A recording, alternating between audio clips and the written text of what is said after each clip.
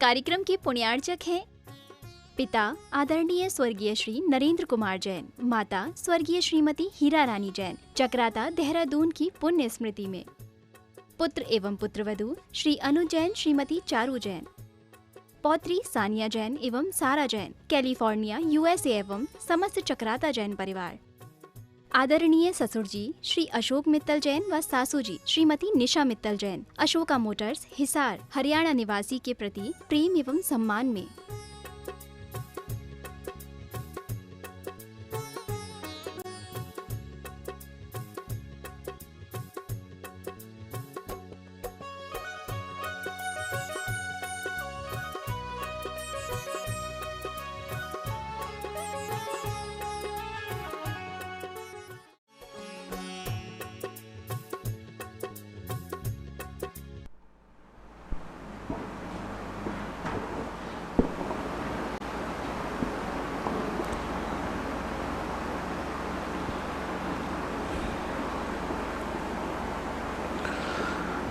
नमो अरिहन्ताणं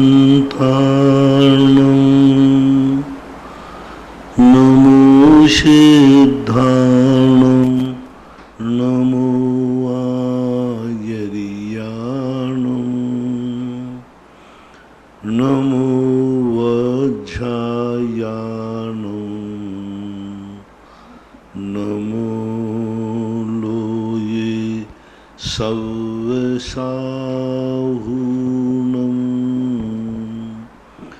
पंच परमेष्टि भगवान की जय। आचार्य श्री गुरुवर कुंद कुंद महाराज की जय। आचार्य श्री गुरुवर विद्यासागर महाराज की जय। परम पूज्य निर्यापक श्रमण मुनि श्री सुधा सागर जी महाराज की जय। परम पूज्य मुनि श्री महासागर जी महाराज की जय। नमोस्तु। डॉक्टर शशांक जैन, नवी मुंबई, गुरुवर नमोस्तु। महाराज जी, इनके भाव हैं कि इस बार चतुर्मास में हम लोगों ने कलश स्थापना की है, जहाँ जहाँ जिन लोगों ने वहाँ पहुँच नहीं पाए और पर्युषण पर्व में भी साक्षात आप लोगों के दर्शन नहीं कर पाए। तो महाराज जी, ये क्या हम लोग के पाप कर्म का उदय है? और जो हम लोगों ने कलश स्थापना में राशि लगाई, तो क्या पाप की कमाई है हम लोगों की? ऐसा नहीं है, अंतराय कर्म भी अपने आप में कर्म होता है, लेकिन आपने जो किया है वो हर साल से भी ज़्यादा महत्वपूर्ण किया है। व्यक्ति प्रत्यक्ष में जो धर्म करता है, परोक्ष में भी करता है, तो वो ज़्यादा महत्वपूर्ण होता है। एक व्यक्ति परोक्ष में गुरु के सामने गुरु की विनय करता है और गुरु के परोक्ष में विनय करता है, वो ज़्यादा महत्वपूर्ण है। हमारे शास्त्रों में आया है कि चौथे काल में जिन परिणामों से जितने कर्मों की निर्जरा या पुण्यबंध एक वर्ष में होता है, उतना पुण्यबंध पंचम काल में उस परिणाम से वो एक क्षण मात्र में कर लेता है। क्यों? क्योंकि वो तो प्रत्यक्ष है, उनकी विशुद्धि उतनी ज़्यादा नहीं बढ़ पाती सामान्य लोगों की। हम तो परोक्ष में साक्षात भगवान को तो भगवान दुनिया कहती है, सामने भगवान सामने से जा रहे हैं, भगवान जा रहे हैं, लेकिन हमें तो भगवान भी पता नहीं, भगवान के चिन्ह भी पता नहीं, फिर भी हमने अंधेरी रात में और रास्ता ढूंढ लिया। पंचम काल है, सब तरफ से अंधेरा, बुद्धि मंद है, नेत्रहीन है और चारों तरफ से कोई भी प्रकाश नहीं है। उसके बावजूद भी दृढ़ता के साथ कहते नहीं, धर्म यही है। तो परोक्ष में जो धर्म करता है वह बहुत प्रशंसनीय माना जाता है। इस बार तुम लोगों ने जो धर्म किया है, ये बहुत बड़ी चीज़ है। तुम नहीं पहुंच पाए तब भी तुमने किया, तुम नहीं पहुंच पाए तब भी कहा कि नहीं, धर्म तो जाएगा। आज इस बार सबसे ज़्यादा लोगों ने पुण्यबंध किया है। जिंदगी में जो टीवी पर जो कार्य करते थे, प्रवचन देखते थे, पूजा सुनते थे, सब उसका पुण्य तो एक तरफ रख दो, पूरी जिंदगी भर का। और इस बार जो तुमने घरों में बैठकर पूजा की है, वो जिंदगी भर की पूजा से अनंत गुणी विशुद्ध है। क्यों? मंदिर जाने नहीं मिला, मंदिर नहीं जा पाया, उसके बावजूद ही तुमने पूजा नहीं छोड़ी, एन के एन प्रकार कर लिए। कृत से ज्यादा पुण्य कार्यत का होता है। कैसे? जब वो कृत ना कर पाए तो क्या धर्म तो करूंगा, कार्य से करूंगा। पुण्य अनंत गुणी विशुद्धि होती है कार्य से। एक स्वयं व्यक्ति को कार्य करने मिले, स्वयं व्यक्ति को शांति धारा करने मिले तो सभी सोचते भाई हाथ से करा, लेकिन जिसको नहीं मिल रही वो करवा रहा है, कार्य से कर रहा है, उसकी विशुद्धि ज्यादा है। और जिसको कार्य भी नहीं मिले और अनुमोदना कर रहा है उसकी विशुद्धि उससे भी ज्यादा अनंत गुणी है। कारण पहला नहीं। इसका ये मत समझना कि जब कार्य मिले तब तुम कार्य करवाना, वो तो प्रमाद आ जाएगा। यहां नहीं मिलने पर तुमने बहाना नहीं बनाया, नहीं मिलने पर तुम सोए नहीं मिलने मैं क्या करूं, मेरा मंदिर का जाने का नियम है ना, मंदिर नहीं जाने मैं क्या करूं, नहीं मैं घर में मंदिर बनाऊंगा। मंदिर में पूजा करने को नहीं मिला तुमने घर में पूजा कर ली। इस वर्ष की जो पूजा तुम्हारी है, तुम्हारी सच्ची लगन, सच्ची श्रद्धा और सच्चे निसंकित अंग का प्रतीक है। नहीं तो लोग तो सामान बहाना ही बना रहे, मैं क्या करूं साहब, मंदिर जाने मिला पूजा कैसे करूं, क्या नहीं मैं घर में पूजा करता हूं। तो ये सब चीजें जो तुमने लोगों ने की हैं, तुम्हें जाने नहीं मिला तो भी मैं कलश बैठा रहा हूं, भक्ति कलश बैठा लूंगा, मैं ये पहला लूंगा। तो आपने देखो अपनी श्रद्धा कितनी अभिव्यक्ति। तुम्हें जाने नहीं मिलना, विराजमान करने नहीं जा रहे हो और फिर भी तुम्हारा गुरु के प्रति, साधुओं के प्रति तुम्हारा है, तो इसमें कोई संदेह नहीं है। आप लोग विशुद्ध भाव रखें। आपका पुण्यबंध जो पुण्य की क्रिया है वो पुण्य के उदय से ही होती है। अब रही बात जब अंतराय कर्म के पक्ष में सोचते हैं तो इसमें तो कोई संदेह नहीं कि अंतराय कर्म का तो उदय है ही, लेकिन कलश बैराधना तुम्हारे पाप की कमाई नहीं है, तुम्हारी श्रद्धा और भक्ति की चरम सीमा की कमाई है। ऋषि जैन, गढ़ी, जिला रायसेन, गुरुवर नमोस्तु। महाराज जी, ये बच्चा पूछ रहा है कि तीर्थंकर भगवान का जो भोजन होता है वो घर में क्यों नहीं होता, बाहर से क्यों आता है? अब ये व्यवस्थाएं हैं, नियोग है, क्योंकि हो सकता है वो उनके शरीर की इस प्रकार, क्योंकि उनके भोजन में शरीर से खून जो बनता है वो सफ़ेद बनता है। अब उस भोजन में किस प्रकार की परिणति क्या है, कैसे नहीं है, एक योग है। हालांकि दीक्षा के बाद तो समाज के ही लेते हैं और दीक्षा के बाद तो बहुत कम लेते हैं, उठते ही कहाँ हैं, सालों वर्षों में उठते हैं। एक उल्लेख तो यही है कि एक बार जाकर के हाल ले आते फिर जाते ही नहीं। एक मत के अनुसार जाते हैं, हरिवंश पुराण में, उत्तर पुराण में बहुत बार भगवान की चर्या का उल्लेख मिलता है।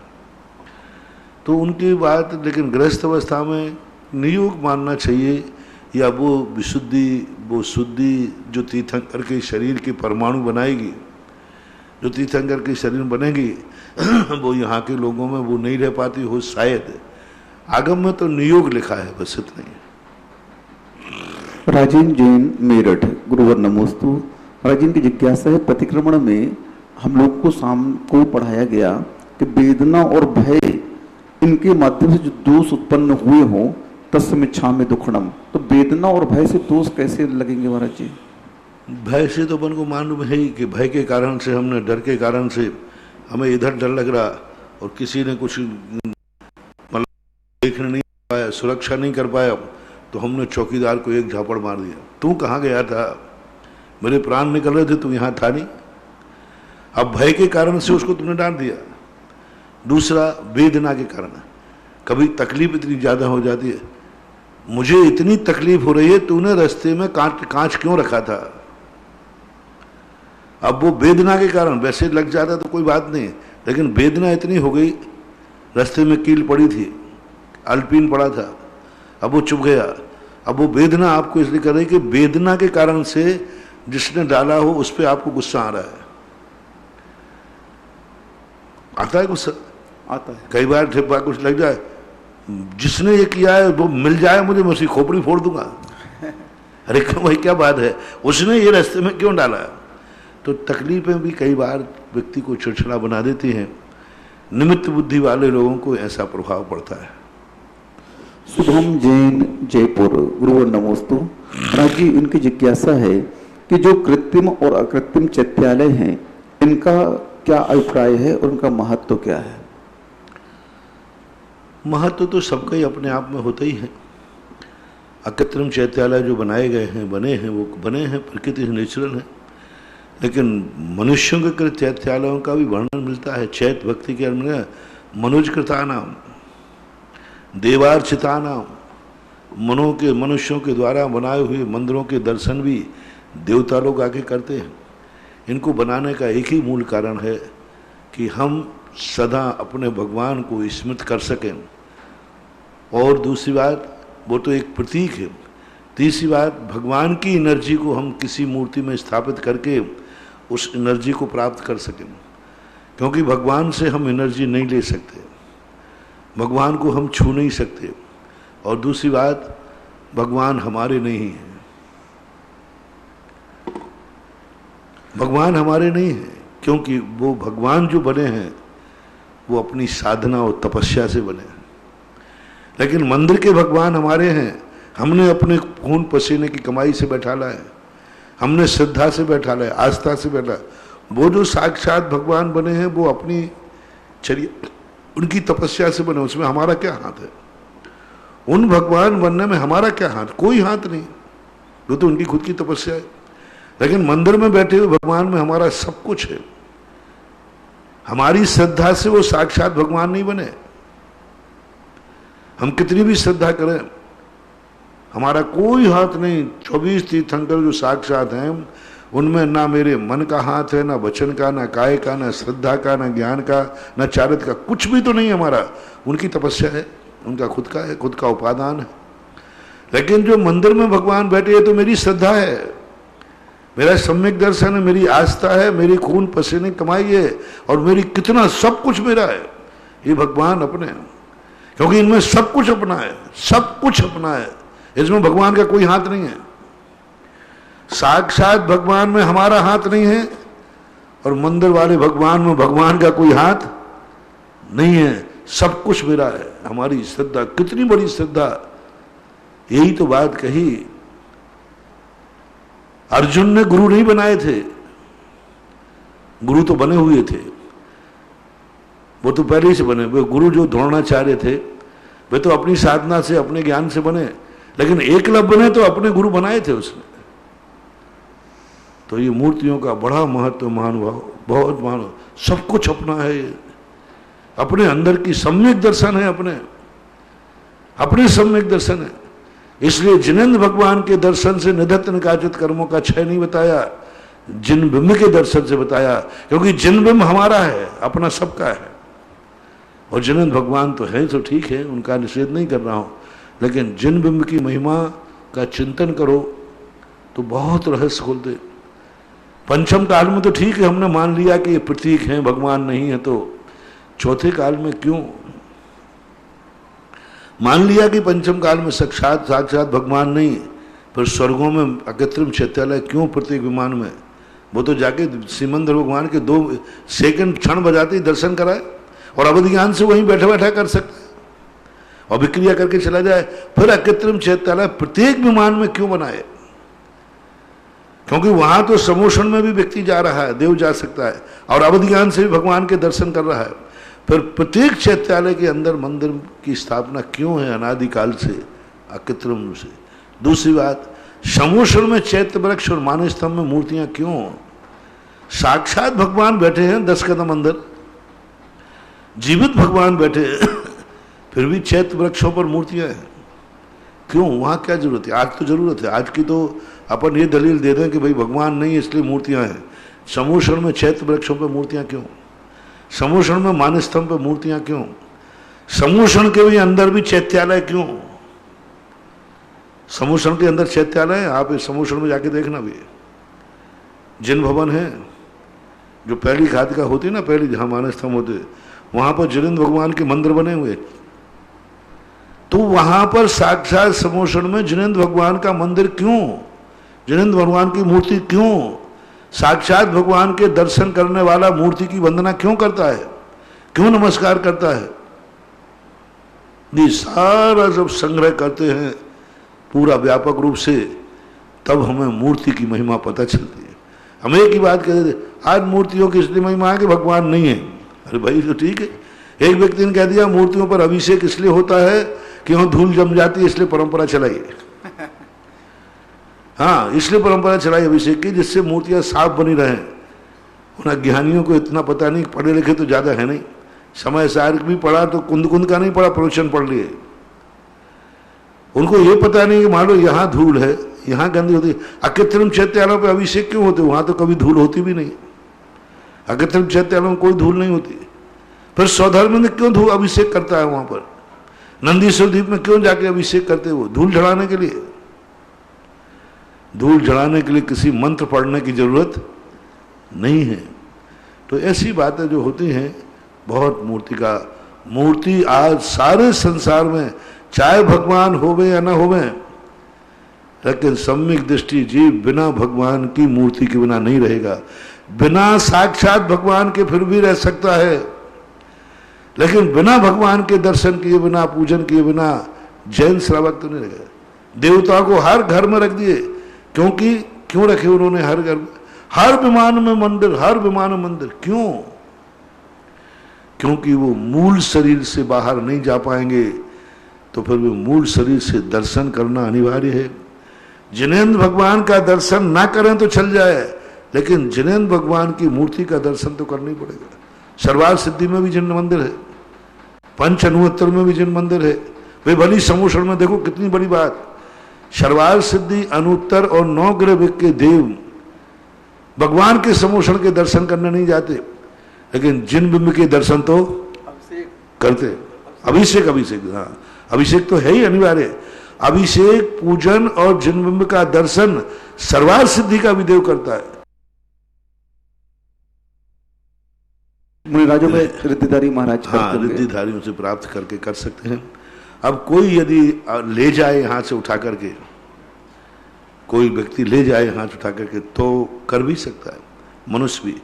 क्योंकि हरिवंश पुराण में वसुदेव के संबंध में आता है कि वो यहाँ से गए और यहाँ से करते करते विजयापर्वत में पहुँचे। विद्याधर उनको उठा ले गया और वहाँ जाकर के उन्होंने अकृत्रिम चैत्यालय की वंदना की। ऐसा बोले महाराज जी, ये फैसला कैसे हो कि अकृत्रिम चैत्यालय है? इसका निर्णय किस आधार पर किया जाता है? वो अपने आप दिख जाते हैं, उनमें कोई चरण, कोई काई फाई कुछ नहीं लगी रहती। उनकी काया 500 धनुष प्रमाण है। उनकी मूर्ति यथावत जैसी होती है वैसी ही होती है।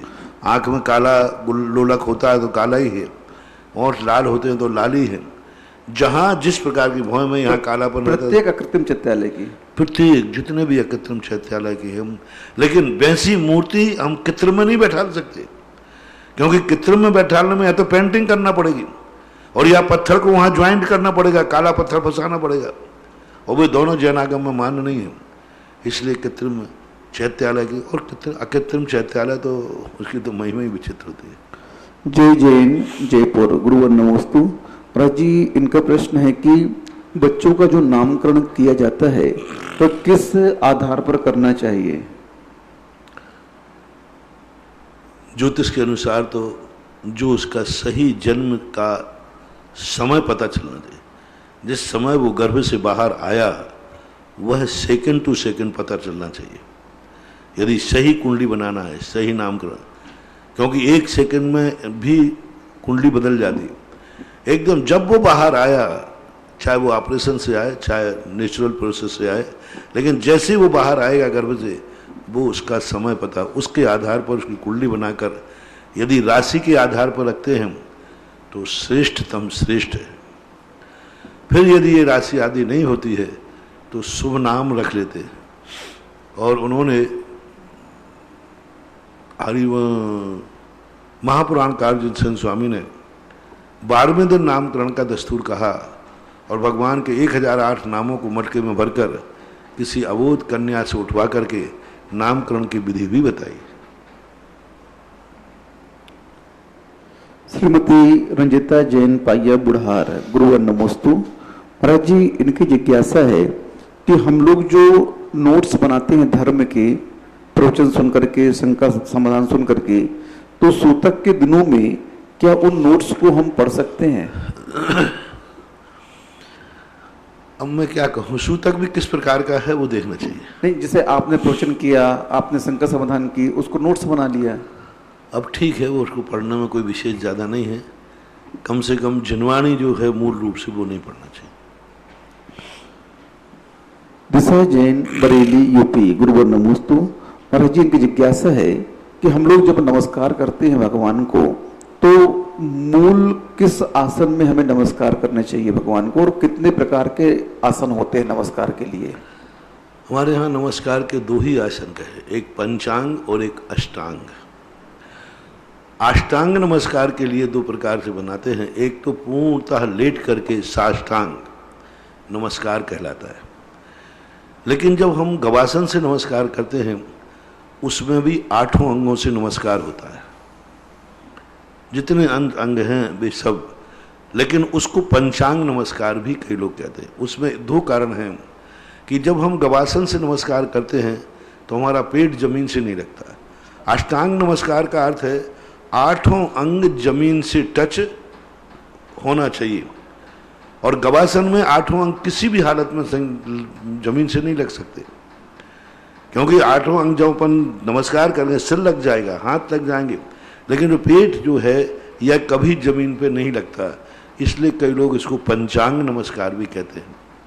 तो भगवान के दर्शन के 2 ही नमस्कार कहे गए, बाकी ये घुटने टेक कर नमस्कार करने की परंपरा, ये नमस्कार की परंपरा कहाँ से कैसे चली, 2 नमस्कार की विधियाँ हैं। महाराज जी, पुरुष और महिलाओं में अष्टांग नमस्कार में किसे अष्टांग नमस्कार करना चाहिए, किसे गवासन से करना चाहिए, पुरुष और महिलाओं में? तो महिलाएं अष्टांग नमस्कार करने के, तो अष्टांग नमस्कार आज वर्तमान में ठीक प्रतीत नहीं होता, महिलाओं को तो नहीं करना चाहिए। पंचांग नमस्कार महिलाओं के लिए सबसे श्रेष्ठ है। गवासन से नमस्कार करने में पूरी सभ्यता भव्यता बनी रहती है, मर्यादा भी बनी रहती है। घुटने टेक कर नमस्कार करने की तो महिलाओं को तो कदापि नहीं करना चाहिए। अब लेकिन चूंकि आजकल पैंट शर्ट वाली महिलाएं भी हैं, सलवार और कुर्ती वाली महिलाएं भी हैं, जीन्स पहने वाले, तो वे भी घुटनों से कर लेते हैं। साड़िका महिलाओं को बताइए, साड़िका पहनने वाली का घुटने टेक कर नमस्कार करेगी तो प्रशस्त नहीं है, उसको गवासन से करना चाहिए। सोनल जैन, रहली, पटना, सागर। गुरुवर नमोस्तु। महाराज जी, इनकी जिज्ञासा है कि जब कोई घर में गमी हो जाती है और 1-2 दिन तक लाश रखी रहती है, उसके बाद जलाते हैं, तो सूतक का प्रारंभ कब से होगा? मरण से होगा कि अग्निदाह के बाद होगा? जब तक दाह नहीं किया है वो एक्स्ट्रा है, बोनस, और एक्स्ट्रा सूतक माना जाएगा। लेकिन जिस दिन से दाह किया है उस दिन के बाद 13 आगे बढ़ेंगे, और 2 दिन लाश रखे रहे, ये तुम्हारी भूल है, आगम सम्मत नहीं है। आगम में स्पष्ट कहा है कि मुर्दे को तुरंत जितने जल्दी हो सके उतना संस्कार करना चाहिए, पर रात्रि में जाने के लिए निषेध किया है, तो 12 घंटे तक और रोक सकते हैं, इससे ज़्यादा नहीं रोकना चाहिए।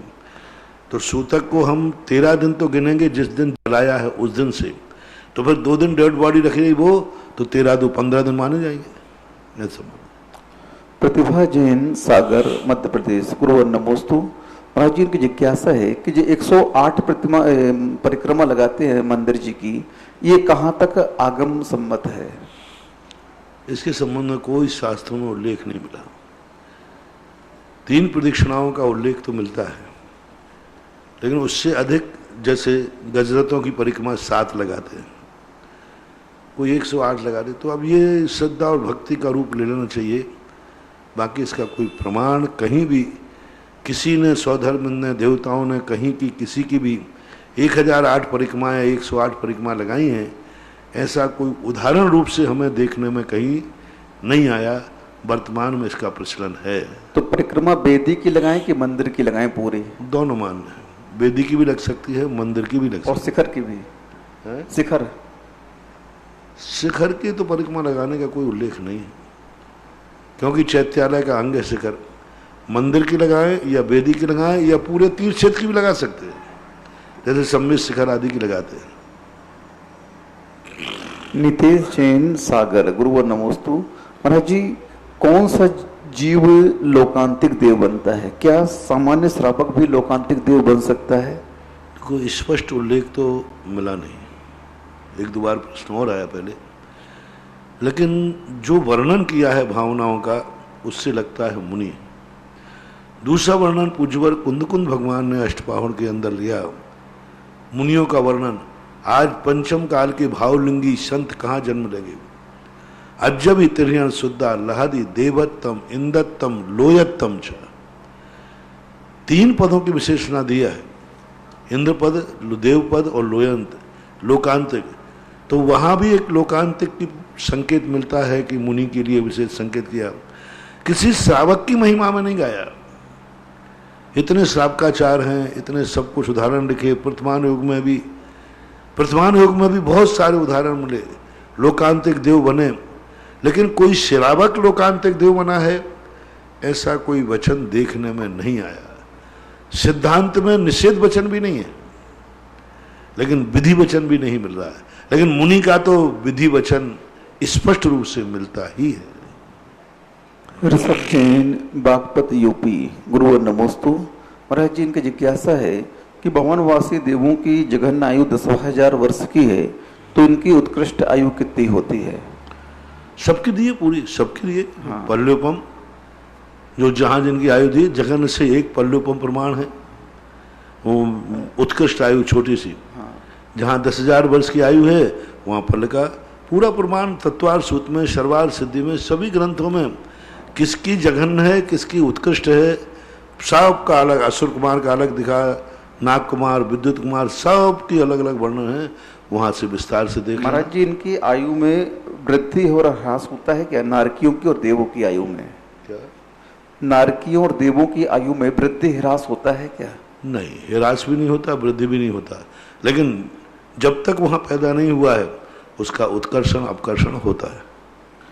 स्मिता दिलीप जैन, मोहोलकल, लातूर, महाराष्ट्र। गुरुवर नमोस्तु। महाराज जी, बेंतर आदि के जो देव होते हैं दुष्ट प्रवृत्ति के रहते हैं, तो महाराज जी ये जो दुष्ट प्रवृत्ति करते हैं तो इनके विक्रिया के माध्यम से क्या विभत्स रूप बना लेते हैं? ये पैर उल्टे कर लेना, ये कुछ भी बना सकते। सभी दुष्ट नहीं होते, इनमें असंख्यात सम्यक दृष्टि है मंत्रों में, सभी दुष्ट नहीं होते, लेकिन वो अपनी विक्रिया कुछ भी बना ले। वो तो शेर का बना ले, सांप का बना ले, कुछ भी बना ले, पाटा बन के बैठ जाए और अपन बैठ जाए और धीरे से खिसक जाए, कुछ भी बना सकते। सविता जैन, उदयपुर। गुरुवर नमोस्तु।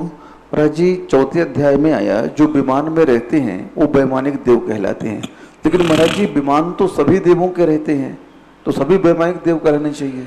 ये हमने तत्वार सूत्र के पढ़ाते समय हमने खुद इस प्रश्न को उठाया था कि वैमानिक देवों के संबंध में वैमानिक कहना हम यह विचार नहीं, उनको कल्पातीत कहना। कल्प यानी विमान, कल्प यानी 10 प्रकार की व्यवस्थाएं हैं। 2 तरीके से मैंने बताया था, इनको कल्प कहना, कल्पोपन्न कहना। तो किस अपेक्षा से? एक तो विमान की अपेक्षा से ये 10 प्रकार की व्यवस्थाएं तो भवनवासियों में भी हैं 10 प्रकार की व्यवस्थाएं, और वैमानिक कहते हैं तो विमान में तो सर्वार सिद्धि के देव भी रहते हैं। तो ये यूँ मान लेना चाहिए रूढ़ संज्ञा है।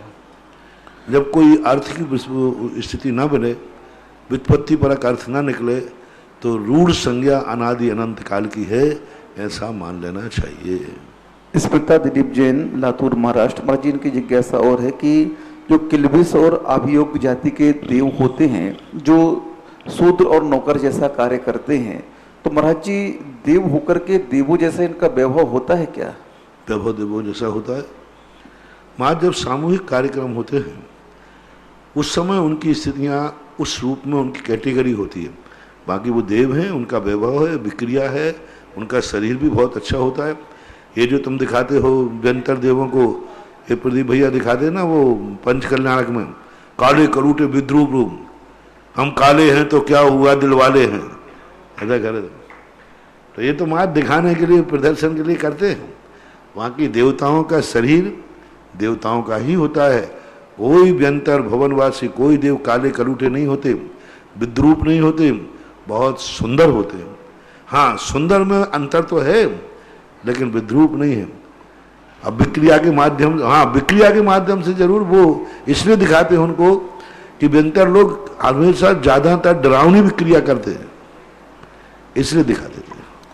डॉक्टर सुरेश जैन, गुवाहाटी, आसाम। गुरुवर नमोस्तु। महाराज जी, इनकी जिज्ञासा है कि आपने जो अभी 10 धर्म की व्याख्या की, उसमें से उत्तम, क्षमा, माधव जो धर्म है ये आत्मा के भाव है, और लोभ कसाय के भाव के स्वरूप में शौच धर्म को उपाय कहा है। तो महाराज जी, क्या शौच धर्म आत्मा का स्वभाव नहीं है, उपाय है क्या? शौच धर्म को इसलिए कह दिया गया, एक तो पहली बात तो ये चिंता करने वाले की बात है, चिंतन है उनका। ये भाव इसलिए कह दिया कि अंदर के परिणामों से शौच धर्म, इसलिए क्योंकि वो स्वयं प्रकट होता है। शौच धर्म वस्तु ही तो पवित्र होगी, और वस्तु जो पवित्र होगी उसको उन्होंने उपाय में ले लिया कि भाई जब तक हमारा परिग्रहपना और इसका चिंतन बारीकी से करें तो शौच धर्म जो है परिग्रह का रूप है। यानी दिगंबरत परिग्रह को छोड़े बिना तो मोक्ष मार्ग बनेगा ही नहीं, इस अपेक्षा से। और ये कोई सिद्धांत में ऐसा नहीं आया, किसी सिद्धांत ग्रंथ में ऐसा नहीं आया। ये भक्ति में भक्ति ने कहा कि ये 3 तो भाव हैं, कोई उपाय हैं और कोई फल है। लगाएं तो लगा सकते हैं बारीकी से, लेकिन सिद्धांत वचन नहीं है। परम पूज्य आचार्य गुरुदेव श्री विद्यासागर जी महाराज के परम आज्ञानुवर्ती से निर्यापक श्रमण मुनि पुंगव श्री सुधा सागर जी महाराज के मुखारबिंद से देश विदेश में अपने घरों पर विराजित टीवी के समक्ष जिनवाणी चैनल के माध्यम से, सुधा कलश चैनल के माध्यम से जिज्ञासा समाधान सुनने वाले, देखने वाले, करने वाले सभी भक्तों की ओर से गुरुवर के चरणों में त्रैवार नमोस्तु नमोस्तु नमोस्तु। इस क्षेत्र पर विश्व के बड़े बाबा पार्षद भगवान की वेदिका पर स्वर्णकारी हेतु 11 रुपए की राशि राकेश संध्या जैन चौरई जिला छिंदवाड़ा, 51 रुपए की राशि सविता विभव शिल्पा विदित जैन जबलपुर। इस चातुर्मास के द्वारा भक्ति कलश में आज भी लोगों की श्रद्धा भाव बने हुए, उन्होंने एक कलश स्थापित करने की भावना भाई है। आदि प्रकाश पूजा लोहाड़िया भीलवाड़ा, इस कलश की स्थापना करने के लिए जितेंद्र शास्त्री महावीर भाई पधारे हमारे जी।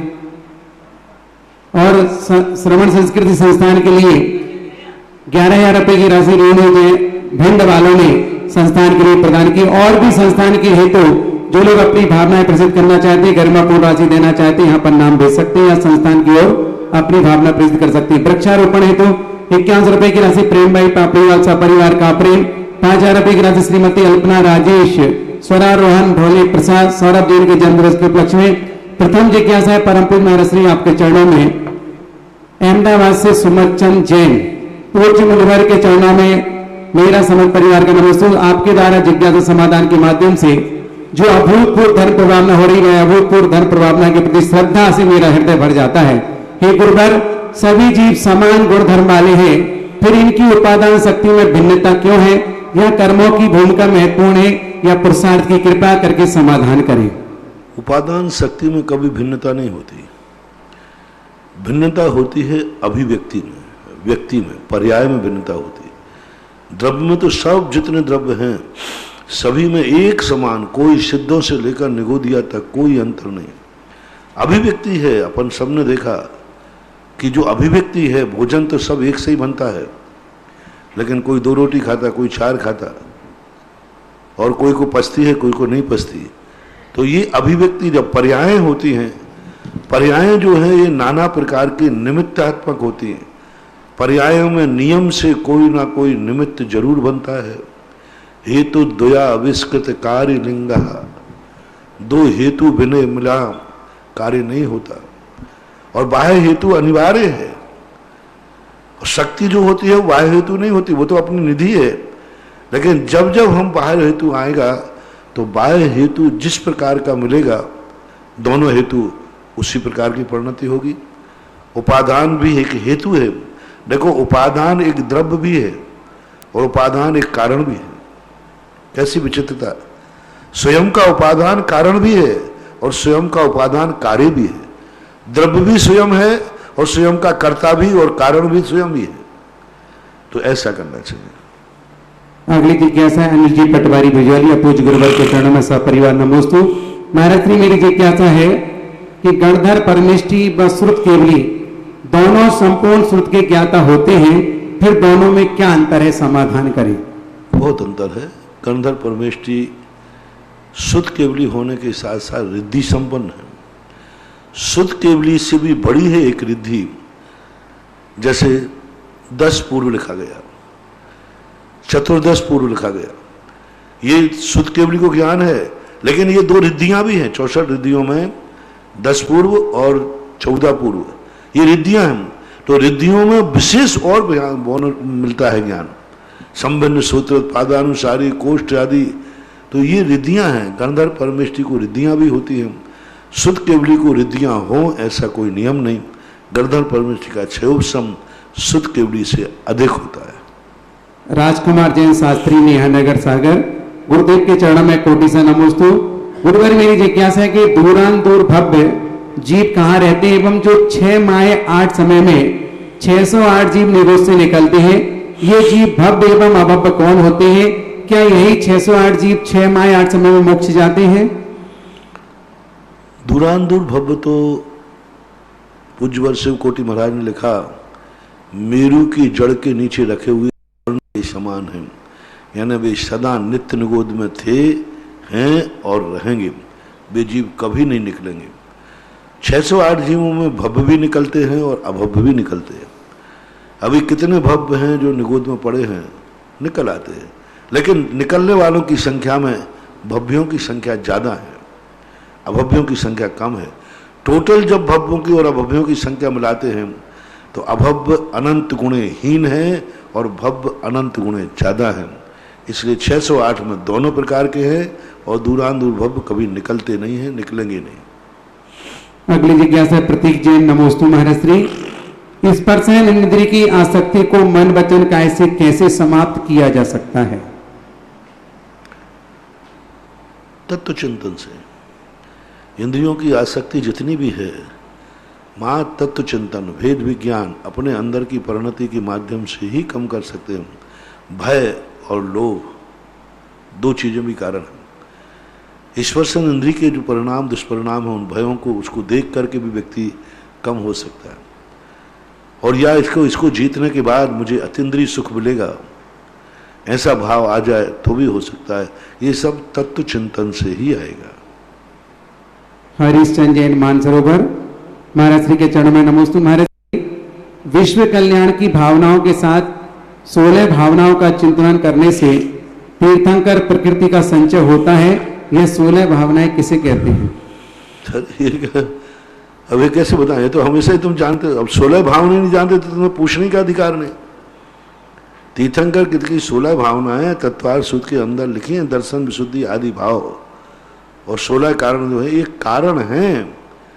कारण तद्रूप कार्य कराए, ये कोई नियम नहीं, हेतु है। लेकिन जब होगा तो इनमें से कोई ना कोई 2 भावनाएं जरूर होंगी। एक दर्शन विशुद्धि अनिवार्य है और कोई 15 में से कोई अन्यतम भावना होती है। दर्शन विशुद्धि, विनय, संपन्नता, शील, वृत्ति, नतिचार, अवीक्षण, ज्ञानोपयोग आदि, ये 16 है। अगली जिज्ञासा रिकॉर्डिंग के माध्यम से। नमोस्तु महाराज जी, मैं अमित जमोरिया नसराबाद से। हे गुरुवर, आपके श्री चरणों में मेरी एक जिज्ञासा यह है कि 10 लक्षण के बाद जो ये करे दिन आते हैं या जिसे हम श्राद्धे भी कहते हैं, उसका हमारे जैन धर्म से भी कुछ ताल्लुक है? कृपया हमारी जिज्ञासा। जैन धर्म में इस संबंध में कोई चर्चा नहीं की, लेकिन इन दिनों को अशुभ जरूर माना ज्योतिष शास्त्र में। करे दिन या श्राद्ध के नाम से नहीं, लेकिन ये जो श्रावण का अश्विनी का जो कृष्ण पक्ष है, इसको ठीक नहीं मानते। पंचमी तक फिर भी ठीक है, कोई भी दिन होता है तो पंचमी यानी जो अश्विनी कृष्णा पंचमी तक उतना ज़्यादा शुभ नहीं। पंचमी के बाद फिर इसको नक्षत्रों की अपेक्षा मानो। बाकी श्राद्ध और कराय दिन की चर्चा कोई जैन आगम में नहीं है। अगली जिज्ञासा पुनः रिकॉर्डिंग के माध्यम से। ललितपुर से शीलचंद जैन, अनोरा परिवार का परम पूज्य निर्यापक मुनि पुंगव श्री सुधासागर महाराज को त्रिवार नमोस्तु नमोस्तु। गुरुवर, आपने पूरे देश में शहर के कार्य तो पूरे करा दिए हैं और आज आपने सभी को गंधोदक देकर हम सबका जीवन धन्य कर दिया है। हे गुरुवर, लेकिन शिविर समापन का जो शिखर होता है वह आपने अभी नहीं कराया। एक कार्यक्रम को गुरु दक्षिणा का होता है, वह भी आप आज करा दें, क्योंकि गुरु दक्षिणा की ही देन है कि आज देश में लाखों लोग पूजन अभिषेक कर रहे हैं। हे गुरुवर, इसको भी समाधान करें। नमोस्तु नमोस्तु नमोस्तु। जब पहले गुरु दक्षिणा देने वाला हो तभी तो ली जाती है, बिना इसके लिए लिए जाए। और दूसरी बात है, गुरु दक्षिणा की परंपराएं जो हैं लोक व्यवहार रूप में तो स्वयं अपने अंदर गुरुत्व का सुरक्षित करना ही गुरु दक्षिणा होती है। चले आगे चले। अगली जिज्ञासा पुनः रिकॉर्डिंग के माध्यम से। मयंक साहेब पुणे, गुरुवर के चरणों में नमोस्तु। क्या हर जीव की सबसे पहली गति मनुष्य गति होती है या किसी भी गति में पैदा हो सकता है? निगोज से निकला जीव ऐसा क्या पुरुषार्थ करता होगा कि वह सीधे मनुष्य बन सकता है और तिरंज गति से भी बिना कसाय पाप और सप्त व्यसन के मनुष्य बन सकता है, या अन्य गति में कैसे जाता होगा? निगोज से निकला हुआ जीव त्रियंच और मनुष्य गति में ही आता है, अन्य गतियों में नहीं जाता। और वहाँ पर जो जब आयु का बंध होता है उस समय उनके कर्मों का यदि मंद उदय है और उस समय उसके परिणाम अपने आप निमित्त पाकर के मंद हो जाते हैं तो हो जाता है। भगवती आराधना कारण ने एक उदाहरण दिया, भड़भू जी के चने, जैसे भाड़ वाले चने होते हैं वो एक मटके में बंद कर देता रेत के अंदर, और जब कभी उन तगड़ों को पलटने के लिए तगड़ा डालता है और जिस समय ढक्कन उठाया उसी समय चना फूट गया और फूट करके बाहर आ गया। ऐसा उन्होंने समझाने का प्रयास किया है टीकाकार में, मूल में नहीं है, टीकाकार में इस प्रकार का उदाहरण दिया। अगली जिज्ञासा सुधा जी पटवारी बिजोलिया। गुरु भगवान के चरणों में कोटि से नमन। महाराज जी, कमल में ऐसी क्या विशेषता होती है कि शास्त्रों में कमल के उपमा के रूप में आया है? जैसे चरण कमल, मुख कमल, भगवान जी का आसन भी कमल आसन, जैसे फूलों में तो गुलाब और भी अच्छा। कमल का बहुत बड़ी विशेषता है। कमल एक दो गुण, सबसे बड़े गुण है उसके अंदर। पहला वह कमल प्रकाश को देखकर खिलता है, सूर्य को देख के खिलता है। सभी फूलों में ये गुण नहीं है। अंधकार में मुरझा जाता है, जब सारे जगत में अंधेरा है तो वो मुरझा जाता है, जब सारे जगत में प्रकाश होता है तो वो खिल जाता है। दूसरा गुण उसमें है कि वह जल में कीचड़ में रह करके भी, इतना कीचड़ किसी भी फूल को नहीं होता। जितने भी फूल हैं इतने कीचड़ में वो रहेंगे ही नहीं। सबसे ज्यादा कीचड़ रहता है कमल के फूल में, फिर भी वह उस कीचड़ से लिप्त नहीं होता। जल में रहकर जल से भिन्न रहता है। सारे कमल को, सारे फूलों को जल में डाल दिया जाए तो सड़ जाएंगे। सारे फूल जल में रह करके और जल को में डूब जाएंगे। लेकिन धार्मिक कार्यों में, अच्छी उपमाओं में कमल का उपयोग। दूसरा, फूलों में जो प्रशस्त फूलों में एक एक कली इसकी खिली हुई रहती है, एक एक कली पूरी खिली हुई रहती है। इस प्रकार से इनके कुछ गुण होते हैं कमल के अंदर, इसलिए शीतल गुण वाला भी होता है। मांगलिक भी उस फूल के लिए कहा गया है, इसलिए उसको। नमस्ते। अगली जिज्ञासा ब्रह्मचारी महावीर भाई।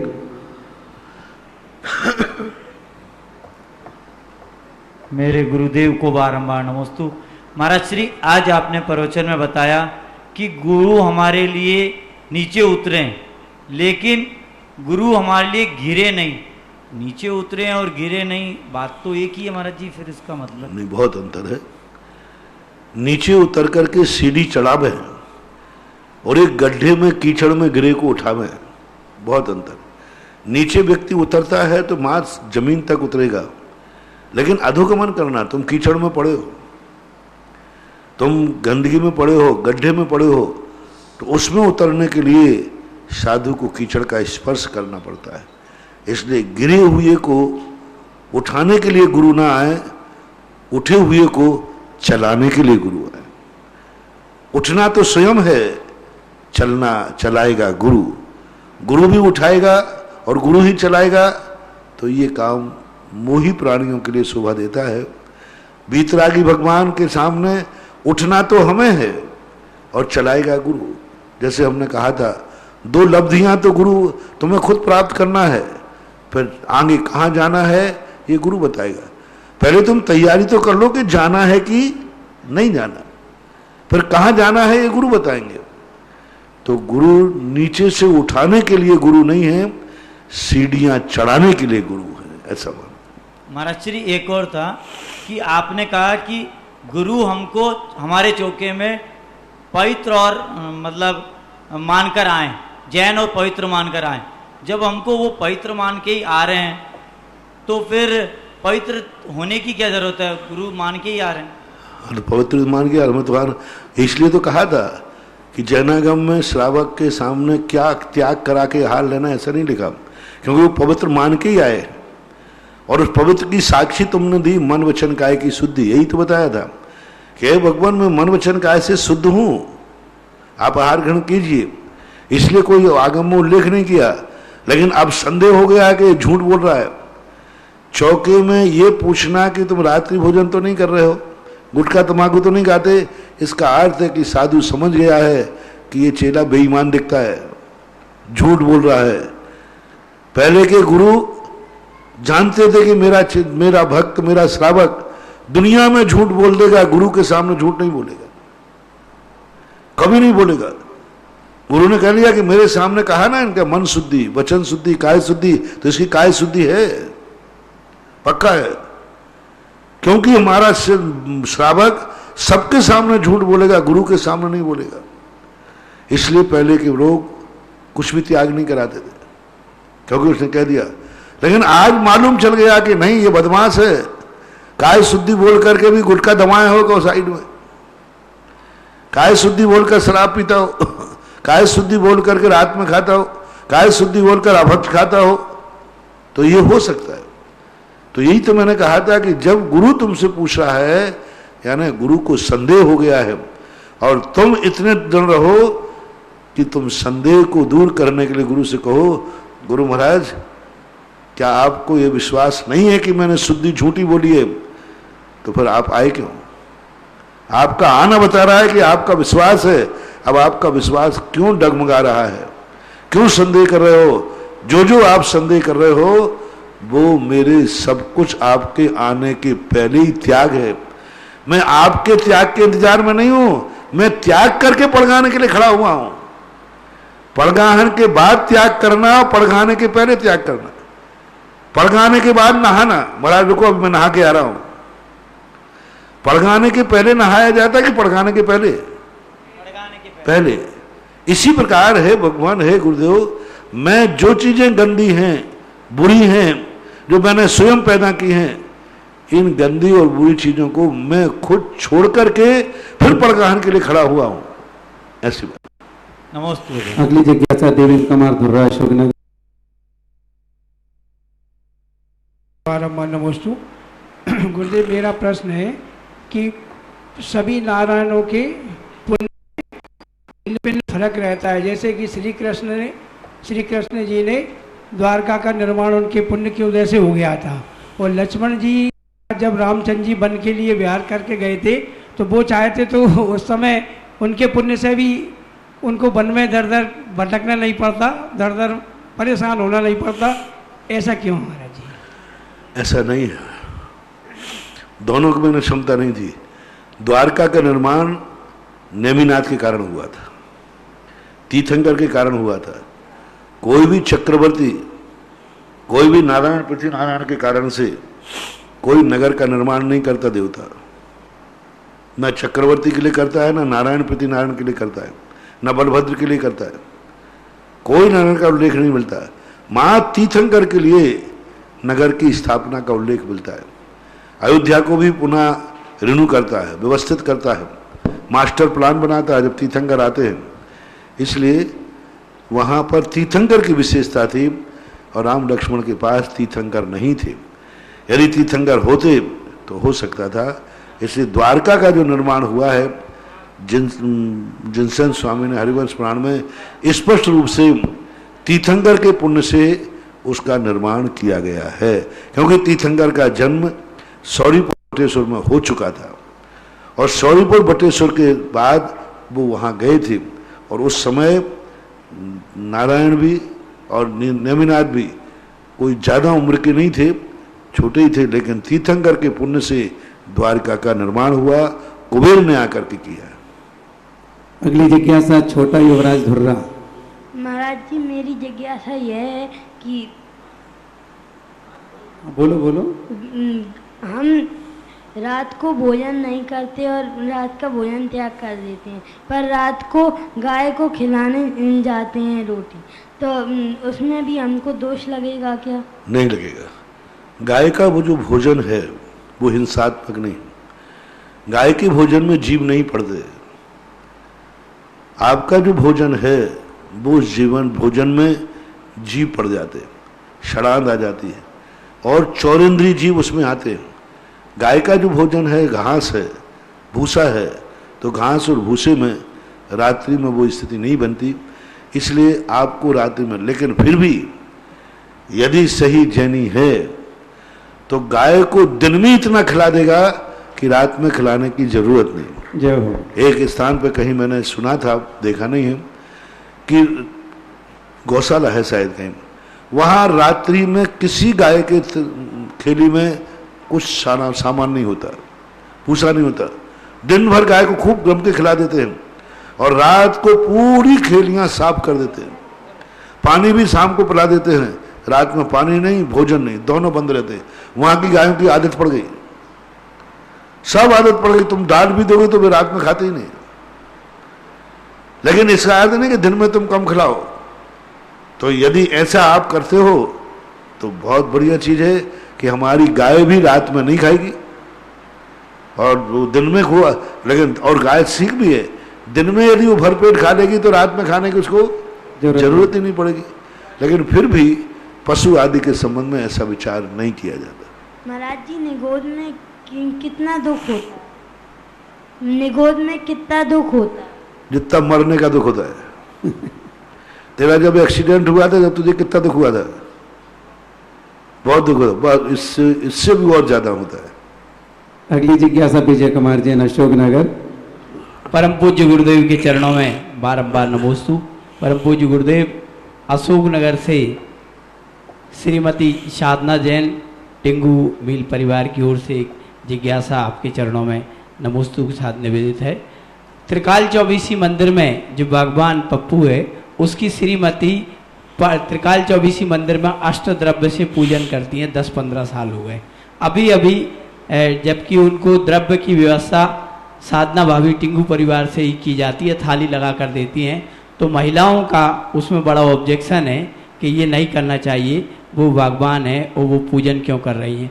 और वो साथ में जिन धर्म को भी पालती हैं, उनके बच्चे भी जिन धर्म को पालते हैं, तो क्या वो अष्ट द्रव्य से पूजन कर सकती हैं? कौन? भगवान की श्रीमती पप्पू माली की मिसेज। त्रिकाल चौबीसी में जो भगवान है वो पूरा जिन धर्म का पालन करते हैं। मार के सामाजिक व्यवस्थाएं हैं वो तो ठीक कर रहे हैं। कल के दिन उनका दावेदार बेटा आ सकता कि मेरी माँ करती थी मैं भी करूँगा, कोई भी कर सकता है। तो आज की परिवेश में जो सामाजिक व्यवस्थाएं हैं उन व्यवस्थाओं को स्वीकार करना चाहिए। अष्टद्रव्य से पूजन उनको नहीं करना चाहिए। माँ की वो अष्टद्रव्य धुली हुई थी, माँ तो अपना श्रीफल लाएं, चावल रखें, सूखे चावल लेकर आएँ तो करें, क्योंकि गीली द्रव्य की एक व्यवस्था है। कल के दिन ये मार्ग वो तो शुद्ध हैं, मूल व्यक्ति से कभी गलती नहीं होती, लेकिन दूसरे लोग कभी दावा कर सकते हैं कि बागवान हमेशा से यहाँ पूजा करता आया है, बागवान के लिए अधिकार है। तो आगे जाकर के वो व्यवस्थाएं कानूनन, सामाजिक और प्रजातंत्री व्यवस्थाओं में उस मंदिर में वो संकट का कारण बन सकते हैं फ्यूचर में।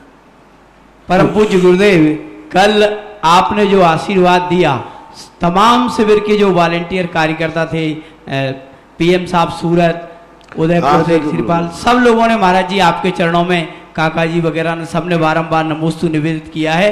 आपके हाथों का गंधोदक उन्होंने महसूस किया और निवेदन ये किया है कि उन्हें इसी तरह से आशीर्वाद इस लॉकडाउन में निरंतर मिलता रहे। देश भर के सभी भक्तों को आपकी कृपा का प्रसाद मिलता रहे। बारंबार आपके चरणों में उपकार के साथ नमोस्तु निवेदित किया है। सबके लिए आशीर्वाद बहुत होता। अगली जिज्ञासा बाल ब्रह्मचारी विनोद भैया। महाराज जी, पूजन के मध्य में अस्मिन जुलद विमल केवल बोध वहनऊ पुण्यम समग्र मह मेक मना जो हो में, इसका शाब्दिक अर्थ तो मुझे आता है लेकिन भावार्थ आप बता। शाब्दिक अर्थ तुम बता दो, भाव में बता दूंगा। हाँ बोलो। अस्मिन जुलद विमल केवल बोध वहनऊ, इस जलती हुई केवल रूपी अग्नि में मैं सारे पुण्य को एक मन हो करके होम रहा हूँ, ये शाब्दिक अर्थ।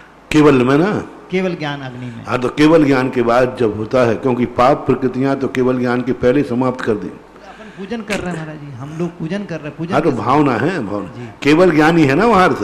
हाँ, तो केवल ज्ञान के ऊपर कि केवल ज्ञान प्राप्त करने के बाद तो हम पुण्य को होम करेंगे, अभी मुझे पाप का होम करना है। वहाँ एक व्यवस्था बताई गई है कि भाई हमने पाप का तो केवल ज्ञान के पहले होम हो जाता है नष्ट, लेकिन केवल ज्ञान के बाद जो प्रकृतियां बचती हैं वो पुण्य की भी प्रकृतियां बचती हैं, पाप की भी बचती हैं। लेकिन वहाँ पुण्य के क्षय का कारण बताया कि ये केवल ज्ञान प्राप्त होने के बाद हमें पुण्य का भी होम करना है। जो पुण्य व्यामोही हैं कि हमारा पुण्य हमारे काम आएगा, पुण्य हमारे मोक्ष आएगा, नहीं, एक दिन पुण्य का भी नाश करना पड़ेगा। करना नहीं पड़ेगा, हो जाएगा। केवल ज्ञान होती वहां बहुत बड़ा संदेश है कि आप अभी पुण्य को नाश मत करो, केवल ज्ञान होने के बाद पुण्य का होम होगा।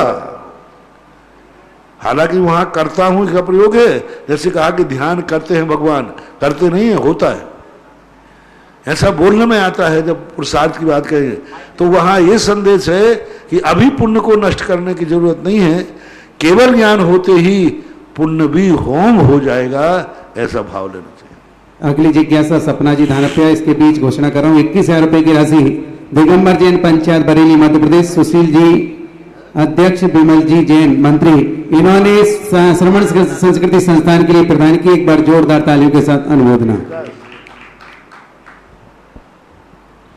हाँ, क्या? नमोस्तु महाराज जी।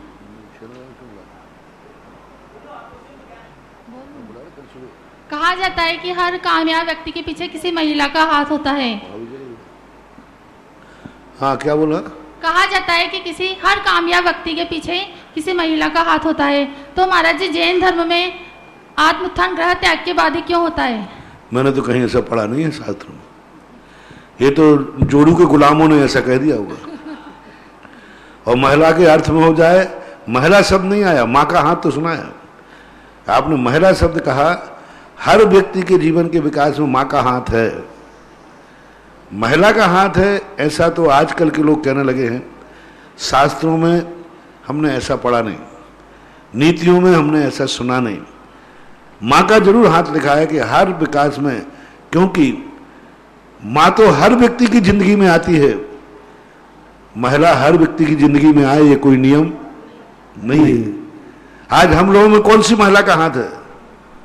महावीर स्वामी के कौन सी महिला का हाथ है? माँ का हाथ तो है, माँ का हाथ तो है। तीर्थंकर के विकास में माँ का, दुनिया का ऐसा कोई महान आत्मा नहीं है जिसमें माँ का हाथ ना हो। स्त्री नाम शतानि शतसो जने आदि लिखा है, लेकिन महिला का हाथ हो ये धार्मिक और सिद्धांत नहीं है। ये गृहस्थों के लिए कहा जाता है एक प्रकार का कि भाई कोई नारी का शोषण ना करे, नारी का भी हाथ है, नारी भी तुम्हारे गृहस्थ के जीवन कार्यकारी है।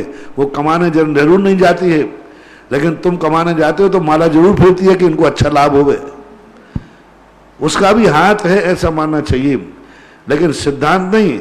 इसलिए मेरा समर्थन माता के लिए तो है, महिला के लिए नहीं, नहीं तो हम लोगों का फिर किसका हाथ है? जय हो। नमोस्तु महाराज। अगली जिज्ञासा रिकॉर्डिंग के माध्यम से अंतिम। मेरी आस्था के केंद्र बिंदु पूज्य मुनि श्री के चरणों में कोटि सा नमोस्तु। मैं संजीव कुमार जैन, शिक्षक सांगानेर संस्थान।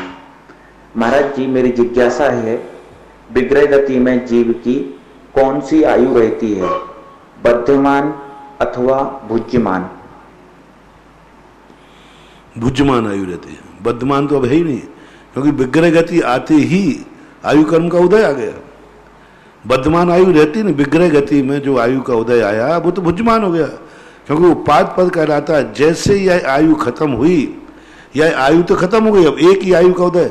विग्रह गति में दो आयु नहीं रहती सत्ता में, एक ही आयु रहती है। जब तक यहाँ है तब तक दो आयु रह सकती हैं। वर्तमान की भुज्यमान और वर्धमान ये जीवित अवस्था के भेद हैं। जीवन में जैसे मरण को प्राप्त हुआ तो दो आयु नहीं, फिर जिस गति में वो जा रहा है वही भुज्यमान आयु बन जाती है। यानी विग्रह गति में आयु भुज्यमान ही होती है, वर्धमान होती ही नहीं है। वो तो भोग रहा है, उसका उदय आगे आयु कर्म है, ऐसा मानना चाहिए। आज की आरती के लिए तैयार रहेंगे श्रीमान धर्मचंद जी, नीलेश जी, काला परिवार बिजोली। इसके पूर्व जिनवाणी स्तुति करेंगे। जिनवाणी के ज्ञान ते सूझे लोका। इस कार्यक्रम के पुण्यार्चक थे पिता आदरणीय स्वर्गीय श्री नरेंद्र कुमार जैन, माता स्वर्गीय श्रीमती हीरा रानी जैन, चक्राता देहरादून की पुण्य स्मृति में। पुत्र एवं पुत्रवधू श्री अनु जैन, श्रीमती चारू जैन, पौत्री सानिया जैन एवं सारा जैन, कैलिफोर्निया यूएसए एवं समस्त चक्राता जैन परिवार। आदरणीय ससुर जी श्री अशोक मित्तल जैन व सासू जी श्रीमती निशा मित्तल जैन, अशोका मोटर्स, हिसार, हरियाणा निवासी के प्रति प्रेम एवं सम्मान में।